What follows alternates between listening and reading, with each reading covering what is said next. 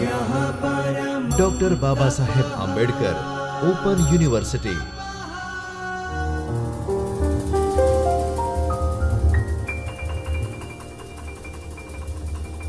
નમસ્કાર વિદ્યાર્થી મિત્રો, ડૉક્ટર બાબા સાહેબ આંબેડકર ઓપન યુનિવર્સિટીના ચૈતન્ય સ્ટુડિયોમાં હું ડૉક્ટર રામકુ ભેડા આપ સૌનું હાર્દિક સ્વાગત કરું છું।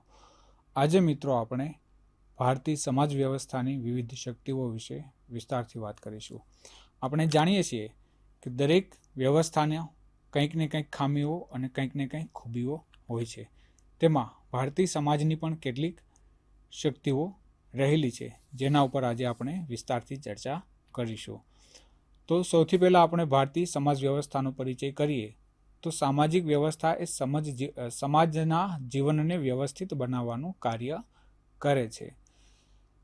તો આપણે જોઈએ મિત્રો, આપણી આસપાસનો જે પરિવેશ છે તો તેમાં ઘણા બધા પ્રકારની સામાજિક વ્યવસ્થાઓ આપણને જોવા મળતી હોય છે। દરેક સમાજે પોતાના જ્ઞાતિના, જાતિના કે સમાજના અલગ અલગ નિયમો અને અલગ અલગ ધોરણો નિર્ધારિત કર્યા છે। તે ધોરણો અને નિયમો પ્રમાણે તે સમાજ પોતાનું જીવન વ્યાપન અને નિર્વાહ કરતા હોય છે। આપણે એક સમગ્ર રાષ્ટ્રની રીતે જોઈએ તો આપણા દેશનું બંધારણ એ આપણને જીવન જીવવા માટેનો માર્ગદર્શન પૂરું પાડે છે। તે ઉપરાંત આપણા દેશમાં આવેલી અનેક સંસ્થાઓ પણ આપણને યોગ્ય જીવનનો રાહ બતાવવામાં મદદરૂપ બનતી હોય છે। તેમાંનું સૌથી નાનું એકમ એટલે કુટુંબ। દરેક કુટુંબ એક સમાજનો ભાગ છે અને દરેક વ્યક્તિ એક કુટુંબનો ભાગ છે। તેથી બાળક જ્યારે જન્મે છે ત્યારથી લઈને મૃત્યુ સુધી તે એક કુટુંબ સાથે સંકળાયેલું રહે છે।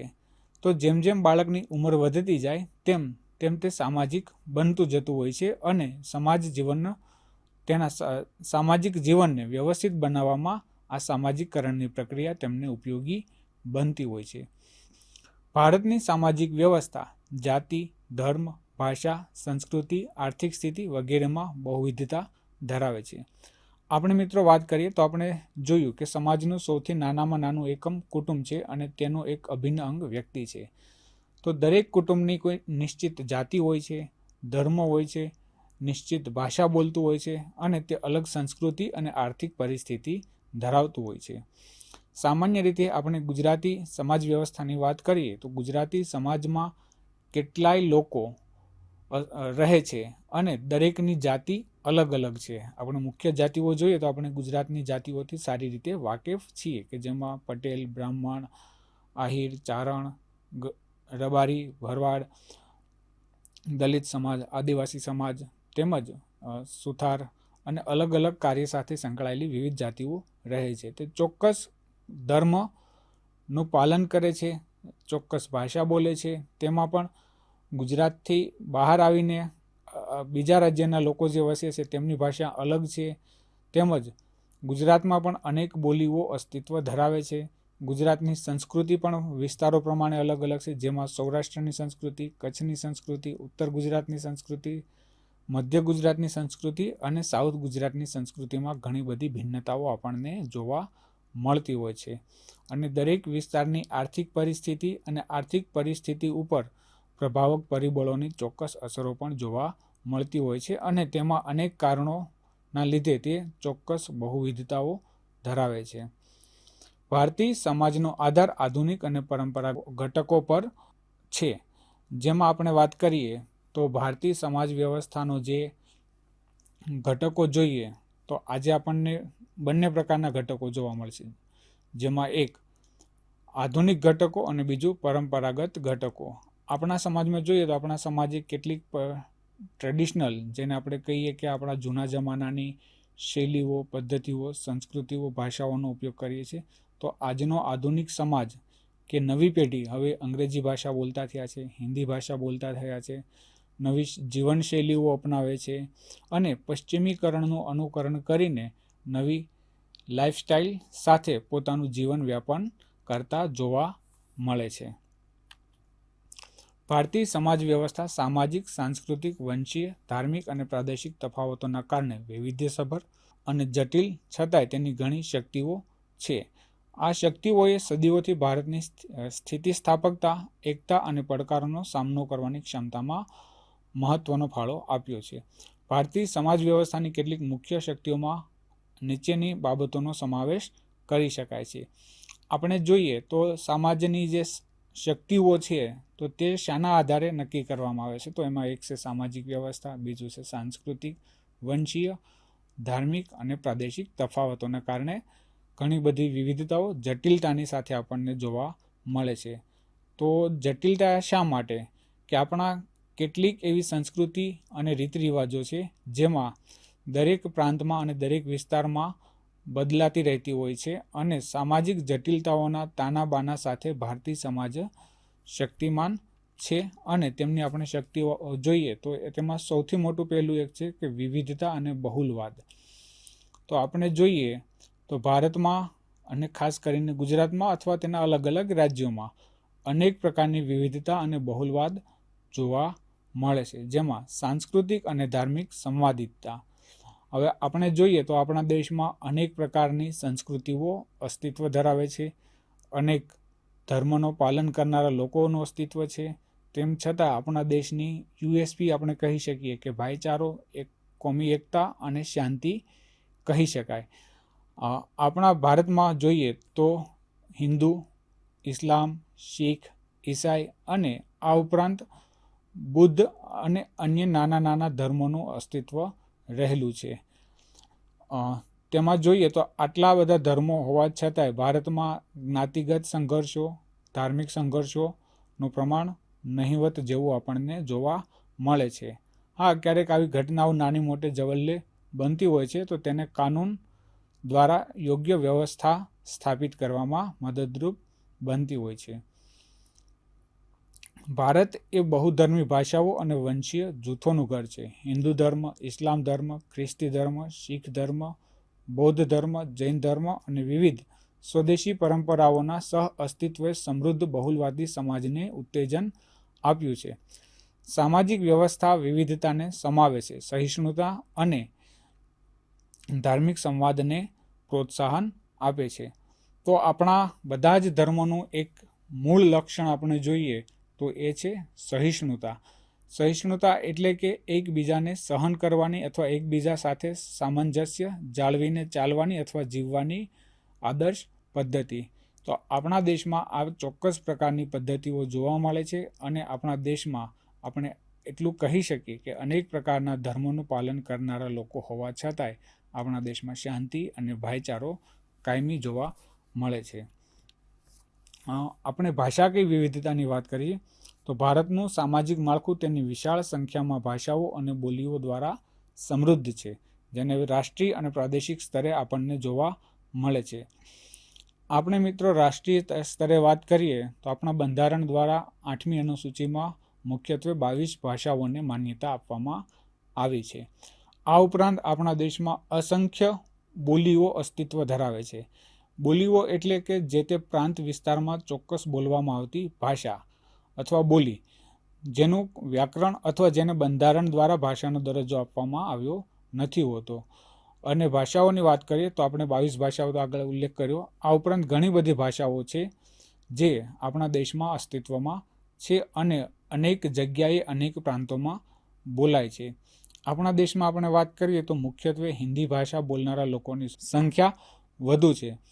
ત્યારબાદ ધીરે ધીરે મરાઠી, ગુજરાતી, તમિલ, દ્રવિડ કુળની ભાષાઓ, નોર્થ ઇસ્ટની ભાષાઓ વધુ પ્રચલિત છે. હિન્દી ભાષામાં પણ આપણે જોઈએ તો ખડી બોલી, વ્રજ ભાષા, ભોજપુરી આ બધાનો લિપિ દેવનાગરી છે, પણ બધાના બોલવાના લહેકા અથવા બોલીઓ અલગ અલગ પડે છે અને આ ભાષાઓ પણ બંધારણમાં માન્યતા મેળવવા માટે મથામણ ક્યાંક ને ક્યાંક કરી રહી છે.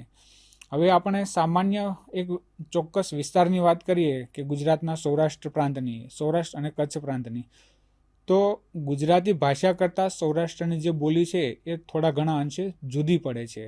તેના ઉચ્ચારણ, બોલવાનો લહેકો અને કચ્છ ભાષાનું વ્યાકરણ કચ્છી ભાષાનું કે કચ્છી બોલીનું વ્યાકરણ અને કચ્છી ભાષાનું સાહિત્ય ગુજરાતી ભાષા કરતાં ઘણું બધું અંતર રાખે છે. તેમ છતાંય આવી અનેક વિવિધતાઓ હોવા છતાંય, ભાષાકીય વિવિધતા હોવા છતાંય આપણી સંસ્કૃતિની એ એક વિશેષ ઓળખ છે અને સમાજની શક્તિ કહી શકીએ છીએ આપણે તેમને. સમુદાય અને કૌટુંબિક મહત્વ. મજબૂત કૌટુંબિક માળખું. વિસ્તૃત કુટુંબ એ ભારતીય સામાજિક વ્યવસ્થાનો પાયાનો પથ્થર છે, જે ભાવનાત્મક, સામાજિક અને નાણાકીય સહાય પૂરી પાડે છે. આ બોન્ડ ઘણીવાર દૂરના સંબંધીઓ સુધી વિસ્તરે છે અને એક નજીકનું સામાજિક નેટવર્ક બનાવે છે. આપણે વાત કરી મિત્રો આગળ કે કુટુંબનો સૌથી નાનામાં નાનો સભ્ય હોય તો તે કોઈ વ્યક્તિ છે. એક કરતાં વધારે વ્યક્તિઓના જોડાવાથી એક કુટુંબ બને છે અને અનેક કુટુંબોના જોડાવાથી સમાજ બને છે અને એ રીતે સમુદાયનું નિર્માણ થાય છે. આપણે ત્યાં પરંપરાગત કુટુંબ વ્યવસ્થાઓમાં જોઈએ તો સંયુક્ત કુટુંબ પ્રણાલી આપણને જોવા મળતી હતી, પરંતુ શહેરીકરણને કારણે ક્યાંક ને ક્યાંક આ વ્યવસ્થા આપણને તૂટતી જોવા મળી રહી છે અને વિભક્ત કુટુંબોનું પ્રમાણ દિન પ્રતિદિન વધી રહ્યું છે. સંયુક્ત કુટુંબ એટલે કે પ્રથમ રક્ત શ્રેણીના સંબંધીઓ કે સગા સંબંધીઓ મોટા ભાગે એક જ પરિવારમાં રહેતા હોય છે, એક જ ઘરમાં રહેતા હોય છે. જ્યારે વિભક્ત કુટુંબમાં પ્રથમ રક્ત શ્રેણીના હોવા છતાંય બે ભાઈ હોય અથવા બહેન હોય તો તે અલગ અલગ ઘરમાં રહેતા હોય છે પોતાના પત્ની, પોતાના બાળકો સાથે. તો તેને આપણે વિભક્ત કુટુંબ કહીએ છીએ. હવે કુટુંબની મહત્વપૂર્ણ જવાબદારીઓ શું? તો કુટુંબમાં એક તો એકબીજા વ્યક્તિઓને ભાવનાત્મક હૂંફ પૂરી પાડવી, સામાજિક નેતૃત્વ પૂરું પાડવું અથવા તેનું સમાજમાં રહીને તેનું સામાજિકકરણ કરવું અને એકાબીજાને નાણાકીય સહાય પૂરી પાડવી. ખાસ કરીને જે એકબીજા ઉપર આધારિત છે. દાખલા તરીકે વૃદ્ધો છે તો તે પોતાના સંતાનો ઉપર આધારિત હોય છે, તો તેમના સંતાનો જે તે સમયે કમાણી કરી તેમને આર્થિક મદદ કરતા હોય છે. બીજું, બાળકોને શિક્ષણ માટે, તેના સારા જીવન માટે અને તેમની જરૂરિયાતોને પૂરી પાડવા માટે પણ કુટુંબ દ્વારા તેમને આર્થિક મદદ કરવામાં આવતી હોય છે. અને આ પ્રકારની એક પરસ્પરની સમજ તેમને અનેક લોકો સુધી વિસ્તરવા માટેની તકો પૂરી પાડે છે અને સામાજિક માળખું મજબૂત બનાવે છે. સમુદાય સપોર્ટ સિસ્ટમ. ઘણા ભારતીય સમુદાયો સહાયક પ્રણાલીઓ જાળવી રાખે છે, જે વૃદ્ધો, બાળકો અને વંચિતોની સંભાળ રાખે છે. ઉદાહરણ તરીકે આપણે જોઈએ તો ગ્રામીણ વિસ્તારોમાં ગ્રામ્ય પરિષદોની વિભાવના સામાજિક વિવાદોનું સંચાલન કરવા અને સામૂહિક સુખાકારીની ખાતરી કરવા માટે સેવાઓ આપે છે. આપણે જોઈએ તો આપણો સમાજ જ્યાં અસ્તિત્વ ધરાવે છે તો ત્યાં આપણે સામુદાયિક સિસ્ટમ એટલે કે સામુદાયિક વિકાસની પ્રણાલીઓ આપણને જોવા મળતી હોય છે, જેમાં ખાસ કરીને આપણે વૃદ્ધો અને બાળકોની વાત કરી તો જેમાં જે વંચિત સમાજના લોકો છે અથવા વંચિતો જે છે તેમના માટે ચોક્કસ પ્રકારના સામુદાયિક ભવનો, ગ્રામ પંચાયતો આ લોકોને ચોક્કસ પ્રકારની મદદ કરવા માટેથી અમુક પ્રકારની મદદ કરતી હોય છે અને તેમને યોગ્ય જીવનની અથવા સામૂહિક સુખાકારીની ખાતરી કરવા માટેની વ્યવસ્થાઓનું શરૂઆત કરતી હોય છે. જાતિ વ્યવસ્થા અને સામાજિક માળખા દ્વારા સામાજિક કલ્યાણ.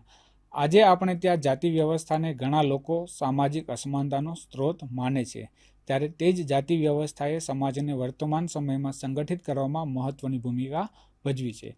આપણે ત્યાં જ્ઞાતિ વ્યવસ્થા જ્ઞાતિઓમાં વિશિષ્ટ કૌશલ્યો અને પરસ્પર સમર્થનના વિકાસની સુવિધા આપે છે. જો કે હકારાત્મક પગલાં અને સામાજિક કલ્યાણ કાર્યક્રમો દ્વારા ઐતિહાસિક અન્યાયને દૂર કરવાના પ્રયાસો સાથે જાતિ આધારિત ભેદભાવ હવે કાયદેસર રીતે પ્રતિબંધિત છે. આપણે જોઈએ મિત્રો તો જાતિ વ્યવસ્થા અને અન્ય સામાજિક માળખા દ્વારા સામાજિક કલ્યાણ કઈ રીતે મહત્વનું છે.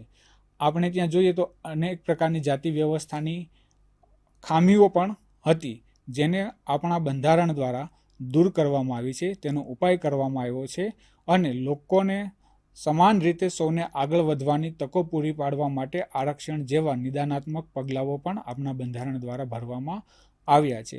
આ ઉપરાંત આપણા સામુદાયિક કેન્દ્રો, આપણી યુનિવર્સિટીઓ, આપણી શૈક્ષણિક સંસ્થાઓ અને આપણી જે તે પાયાની સરકારોએ આ અંગેના યોગ્ય પગલાઓ વડે ભારતના તમામ લોકોને સમાનભેર જિંદગી જીવવાનો સમાન અવસર આપી રહી છે. તો મિત્રો, આપણે ફરી નવા લેક્ચરમાં નવા વિષય સાથે મળીશું. ત્યાં સુધી આપ મને રજા આપશો. ધન્યવાદ.